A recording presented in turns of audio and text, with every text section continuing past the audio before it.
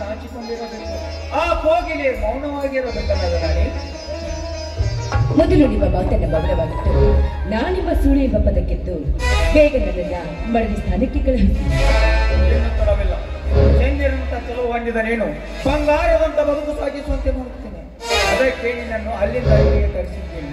ನಿನಗಿಂತ ಮೊದಲು ನನಗೆ ಆತುರವಿದೆ. ನಿನ್ನಿಂದಲೇ ನನ್ನೆಲ್ಲ ಕಾರ್ಯ ಸಾಧಿಸಿಕೊಳ್ಳಬೇಕಾಗಿದೆ. ಆ ನಂತರ ನಾವೇ ಈ ಲೋಕದ ನವ ಜೋಡಿ ಅಮರ. ಆ ನಿನ್ನ ಕನಸಿನವರ ಯಾರು? ಅವನು ಏನು ಮಾಡ್ತಾನೆ? ಎಲ್ಲಿದ್ದಾನೆ?